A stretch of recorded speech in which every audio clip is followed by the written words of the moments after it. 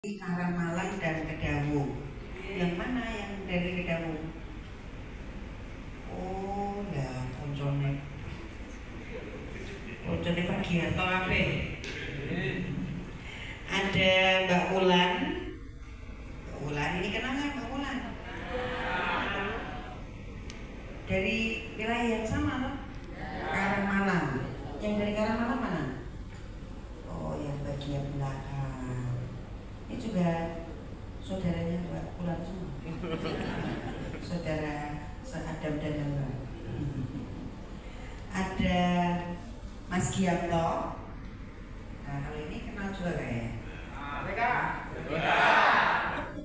Sudah lawas. Nah, ini yang masa depan yang tadi jadi moderator, Pak Suprata. Ini juga dari Karangmalang.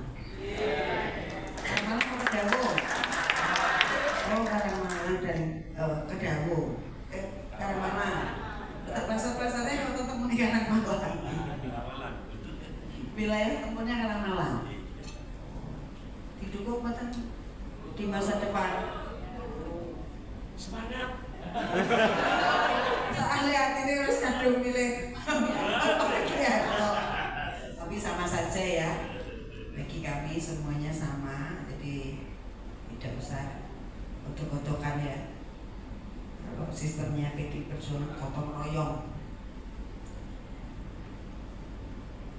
Apa temanya ini? Pengaruh Merdeka Belajar terhadap prestasi akademik dan kemandirian siswa. Nah, tadi saya mendengarkan sedikit yang terakhir. Bu Sinten Mas Mane? Bu Nani. Bu Nani. Dari SD mana tadi? Dari SD Negeri Mojo 1 Karangmalang. Jadi keluarnya saya langsung bertanya pada Pak Kadis, kok dibatasi kenapa Pak? Itu peraturannya begitu. Kok dibatasi? Rupanya setelah saya buka berbagai macam catatan, bahwa kalau anak-anak sekolah dasar itu membutuhkan perhatian yang lebih dari Bapak Ibu gurunya. Jadi kalau mungkin Bu Nani memiliki kemampuan bisa memperhatikan 30 anak, nah, kemungkinan besar rata-ratanya hanya 28. Jadi kemudian diputuskan sama kementerian demikian. Berarti Bu Nani itu orang yang memiliki kemampuan di atas rata-rata. Karena rata-ratanya adalah 28. Keputusan kalau SD 28, kemudian SMP-nya 32, SMA juga sama ya 32. Itu berdasarkan rata-rata kemampuan seorang guru menghadapi siswa. Nek TK jauh lebih sedikit lagi ya Pak. PAUD jauh lebih sedikit lagi. Kita berharap ya guru memiliki kapasitas yang sama kayak Bu Nani. Jadi nek pas-pasan, saya mau libur nakal kabeh, mumet. Saya musisi bae Bu. Nah, kapasitas dan kapabilitas guru itu dibutuhkan amat sangat untuk membawa anak-anak ini ke menghadapi masa depan. Selain guru SD ada guru SMP apa enggak? Ada. SMP, SMA, guru SMA, oh enggak ada ya, guru SMA pasti kalau guru SMA harus izin provinsi ya Pak ya.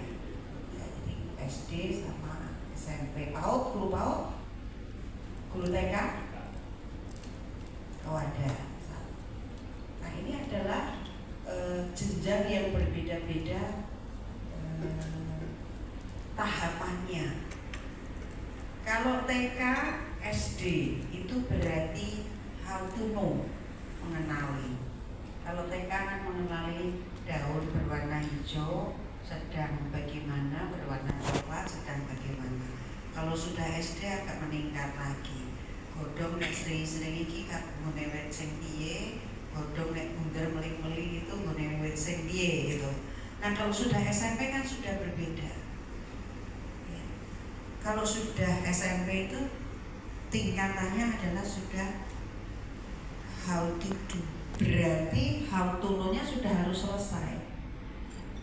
Dengan Merdeka Belajar, kalau saya, karena saya bukan guru, agak sulit melakukan penerapan supaya anak-anak itu bisa dinilai.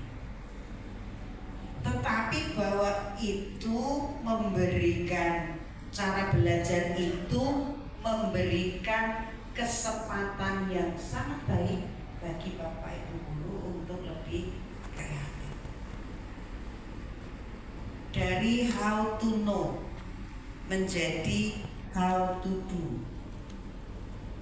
Alat masak ini namanya apa? Wajan. Ini namanya apa? Susuk. Kalau di SMP sudah iki cara nganggo nggak di atas kompor kasih minyak masak. Itu kan sudah mulai SMP. Itu how to do. Nah, di SMA lebih berat lagi. Kemudian how to be. Nek aku seneng masak berarti nanti kalau aku lulus SMA aku kudu buka warung, aku kudu duwe restoran, aku kudu belajar membuat menu. Dengan demikian maka saya harus kuliah di mana. Lalu ketika kuliah sudah how to live together. Nah, tahapan ini di dalam sistem pendidikan di Indonesia sebelum zamannya menteri ini tidak dilakoni. Akibatnya anak-anak lulus SMA bingung mau kemana. Sing bapak ibu duitnya cukup ya kuliah. Neng kuliah neng bisa kecekele, sing penting ditompo di sekolah favorit. Lulus itu yang penting nilainya bagus, tapi kemampuan dan mutu anak sama sekali tidak dihitung. Lalu dirubahlah ini menjadi Merdeka Belajar. Saya yakinnya jauh di dalam lubuk hati Bapak Ibu. Kurikulum yang kemarin itu tahu. Kurikulum sebelum ini Bapak Ibu tuh tahu. Bapak Ibu piye ya bisa-bisa kok diajari ini. Sedikit kreatif DWG, sedikit kreatif DWG. Sekarang Bapak Ibu diberikan kreativitas yang luar biasa. Merdeka belajar, anak-anak maunya apa dikelola. Bapak Ibu guru mau memberikan pelajaran dengan cara yang lebih kreatif dibebaskan. Hanya itu tadi, laporannya akan menjawab. Diri gawe rencana belajarnya marai kesel ya Bu ya. Dengan Merdeka Belajar ini, maka jumlah siswa yang harus dihadapi di setiap kelasnya harus dibatasi menjadi jauh lebih kecil. Ini juga mengandung permasalahan tersendiri yang disampaikan oleh Bu Nani tadi. Nek tombol keluar ke sekolah nek nggon kowe ora entuk. Engko aku dipermuti, dipeleroki. Ya, tapi itulah konsekuensi.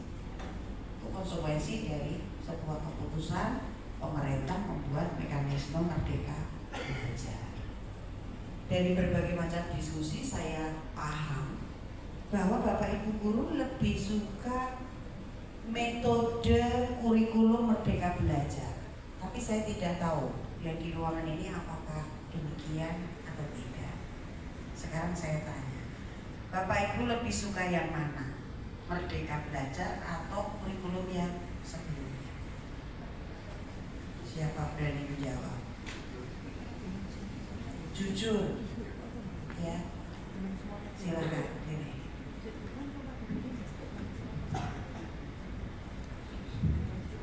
Saya tanyakan ini karena kurikulum ini adalah pilot project. Ini belum ada dasar undang-undangnya. Biasanya orang Indonesia kalau nggak ada dasar undang-undangnya kan pedih. Urusannya kalau pidana kalau ini tidak. Ketika DPR menyatakan ini dicoba, kalau ini bagus dan menjamin mutu, lanjutkan, kita buatkan undang-undangnya. Nah sekarang saya ingin bertanya, dalam setiap kesempatan berkumpul dengan Bapak Ibu guru, saya ingin tahu, karena kita yang memutuskan tahun depan apakah ini akan dilanjutkan atau tidak, akan diperbarui, diapakan, supaya menjadi lebih baik lagi. Monggo perkenalkan diri. Nama saya Devi Morfianti Putro. Saya dari SD Negeri Borja 1. Saya sendiri lebih suka dengan kurikulum Merdeka Belajar. Karena apa? Di sini jelas tertata, ada pemisahan bidang-bidang studi mata pelajaran, juga anak itu arahnya kemana tadi jelas, mau diarahkan kemana, dan di situ juga ada P5.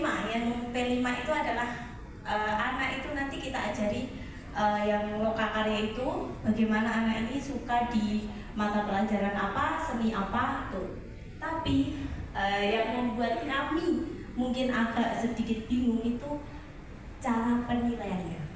Itu deh. Kalau untuk secara materinya itu sudah bagus, dipisah-pisahkan dari bukunya sendiri, modulnya sudah bagus. Cuma kami yang bingung itu cara penilaiannya kalau harus kembali ke angka. Padahal harus ada deskripsi, tapi nanti kembali lagi ke angka. Itu saja yang saya. Ya, terima kasih. Bu Devi ya panggilannya ya. Devi, Bu Devi, masukannya bagus sekali. Jadi konsekuensi dari pilot project itu berarti proyek percontohan. Itu sistem yang lainnya belum bisa dirubah, termasuk sistem penilaiannya. Jadi masih harus tetap nilainya berapa, batasnya berapa, dan lain sebagainya, sehingga mungkin Bapak Ibu itu jadi sangat repot. Nah, masukannya adalah tadi nilainya dibuat kualitatif ya, dibuat kualitatif ya. Masukannya demikian, terima kasih. Ada lagi yang mau memberi masukan? Silakan Pak. Terima kasih. Saya dari SD Gedong Aduk 2 Sragen, Karangmalang. Begini, untuk kurikulum nama Joko Walio, kurikulum Merdeka ini memang bagus. Namun demikian, saat ini barulah kita mencoba untuk sosialisasi dan pelatihan sehingga terasa berat di Bapak Ibu guru, terasa berat. Oleh karena itu nanti insya Allah 6 tahun lagi atau 5 tahun lagi, 7 tahun lagi akan mapan. Oleh karena itu lama sekali Pak. Karena begini, dari SD utamanya kelas 1 baru digodok, guru-gurunya pun baru didiklat, sehingga nanti sampai kelas 6 SMP, SMA akan menjadi mapan, begitu maksud saya. Ya maksud saya, karena kelas 3, 4, kelas 3, 5, 6 belum gitu, sehingga perlu waktu. Terus untuk harapan ini kurikulum yang bagus, kurikulum yang merdeka belajar yang bagus ini jangan cepat-cepat diganti dulu. Biar bagus dulu sehingga kita akan mengenyam. Jangan bolak-balik ganti kurikulum. Maka kami sebagai guru itu terus kurikulum 13 saja belum selesai, belum mapan, diganti lagi. Akhirnya otak kami muter untuk mikirkan itu. Ngaten Ibu. Sekian, terima kasih. Tapi mendukung ya Pak, kalau ini diganti menjadi kurikulum merdeka ya. Mendukung. Atau mau kembali ke kurikulum 13? Enggak, mendukung. Enggak ya. Iya. Terima kasih. Karena sebagian guru ada juga yang mengatakan niatnya itu kita nampungannya setoku yang 13 itu, ada yang begitu. Tetapi ya kekurangannya yang 13 itu ini gitu. Tetapi sekarang dicoba kurikulum merdeka, harapannya adalah mungkin yang baik dari kurikulum 13 akan dikombinasikan.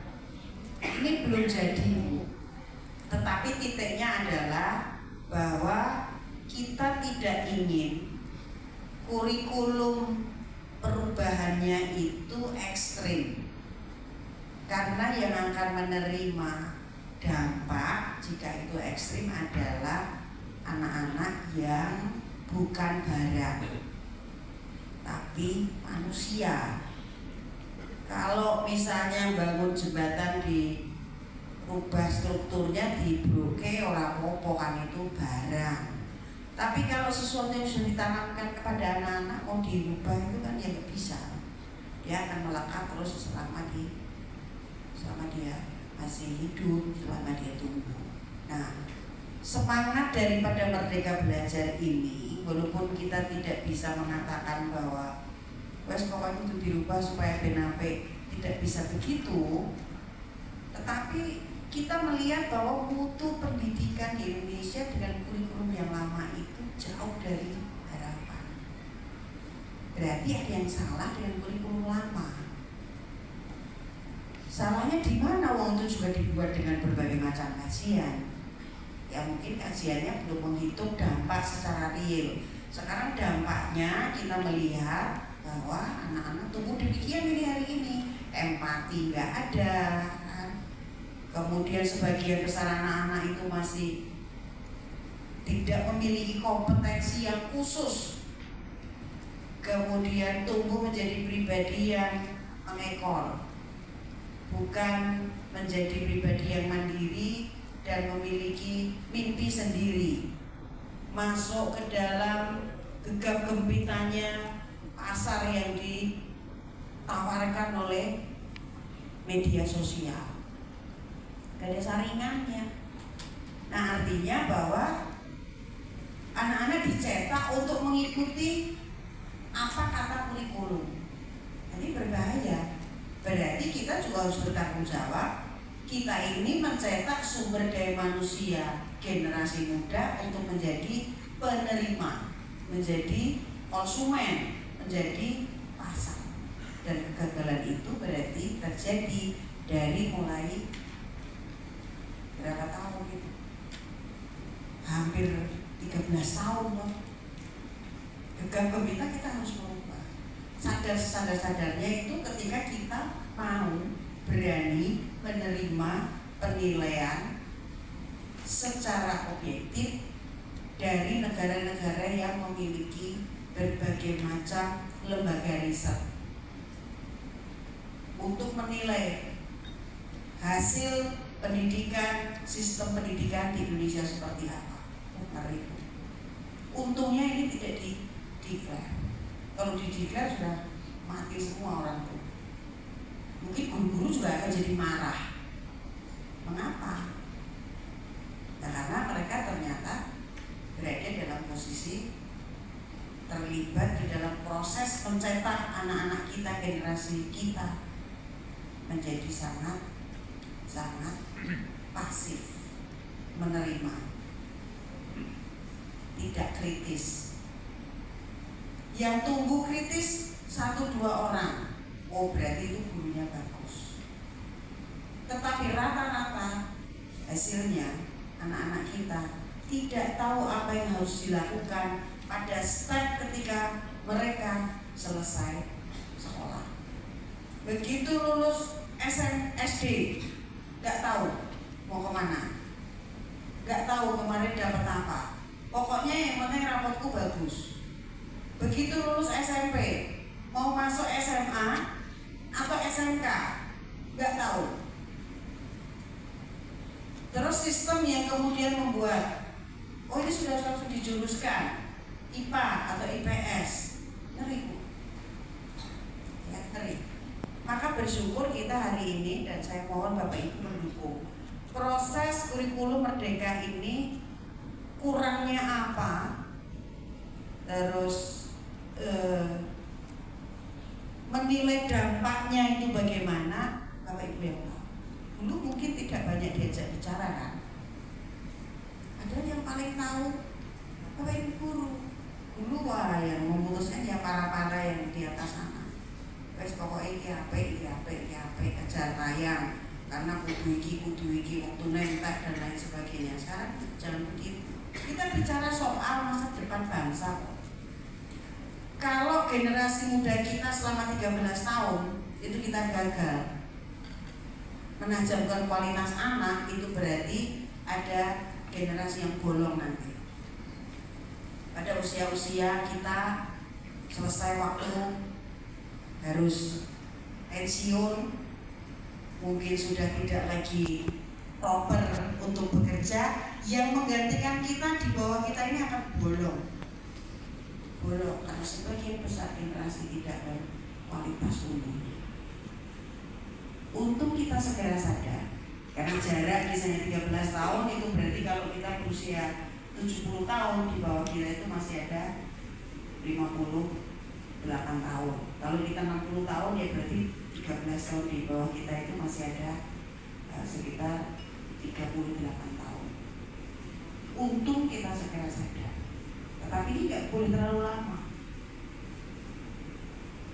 Batas kita menyelesaikan sistem pendidikan dengan metode yang menciptakan kemandirian dan kemerdekaan bagi siswa untuk memilih menurut karakternya, dengan bimbingan bapak ibu gurunya, dengan dukungan orang tuanya, hanya 2 tahun. Sisanya hanya 2 tahun. Jika tahun ini dan tahun depan kita juga gagal, pilot proyeknya misalnya diganti sama pemerintahan yang baru, selesai kita. Selesai. Berarti mulai lagi dari nol lagi. Pendidikan tidak boleh masuk dalam ranah politik, karena itu berarti membahayakan masa depan negara. Ini ganti pemerintah, ganti pemerintah, ganti. Terus atas nama perbaikan, tetapi tidak pernah seperti hari ini bahwa titik dari perubahan itu adalah untuk menciptakan generasi muda yang lebih bermutu. Sungguh prihatin kita, karena ternyata anak-anak kita itu tidak suka literasi. Kemudian di atas anak-anak itu mengatakan literasi adalah membaca. Saya pernah melakukan survei kecil, apakah literasi itu membaca?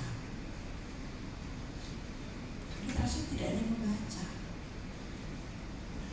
Kesukaan membaca anak-anak itu trennya adalah pada buku, komik, anime.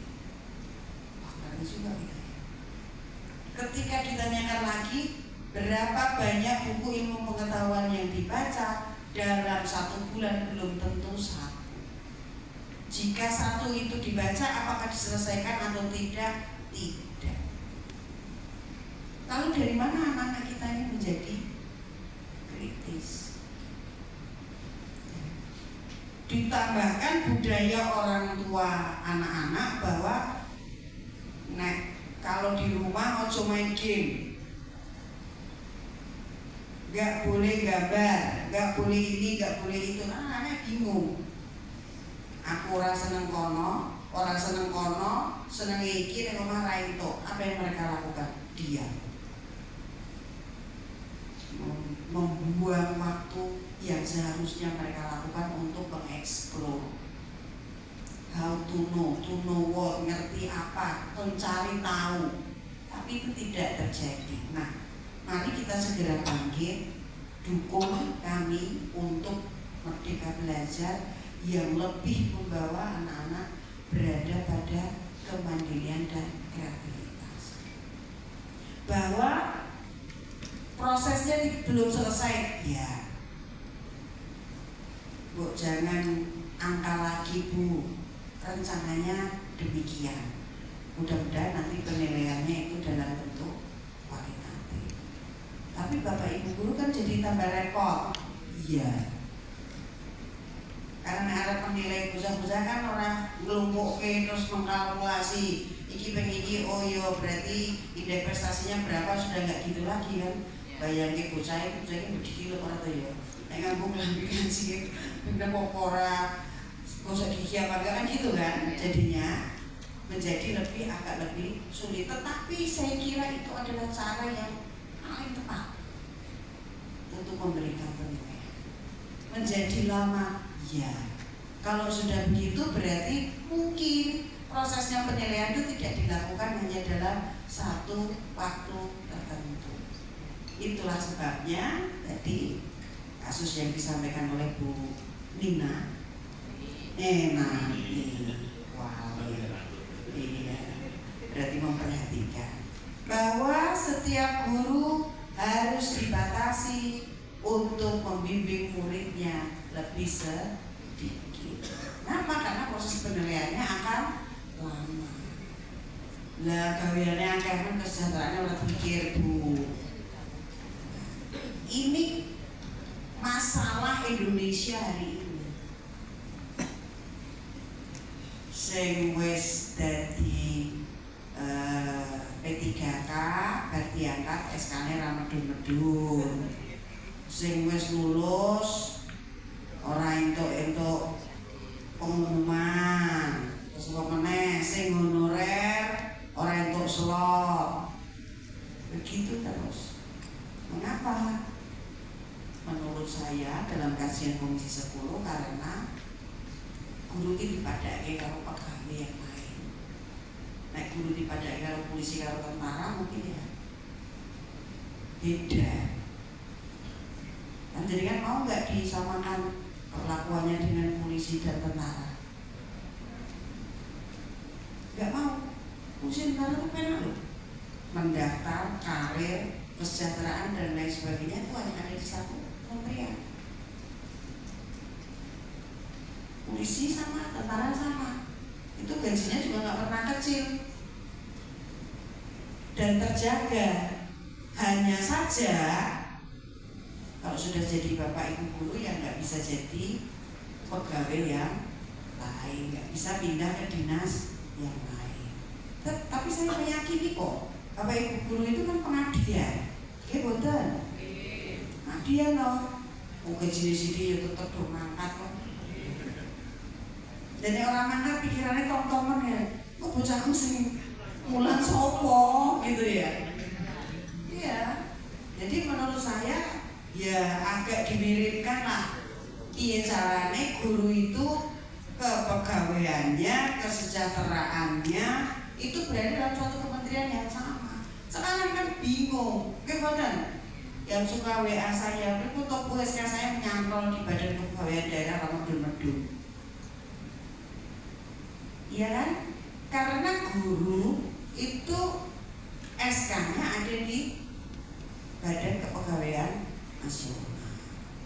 Itu sudah kementerian yang berbeda. Coba kalau didadake siji, mesti gampang.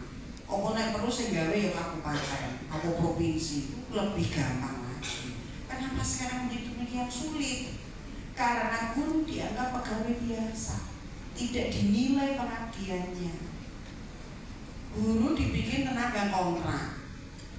Wes akhir tahun kon ngerampuni rapot, kon ngerampuni laporan iki itu kontrak entek.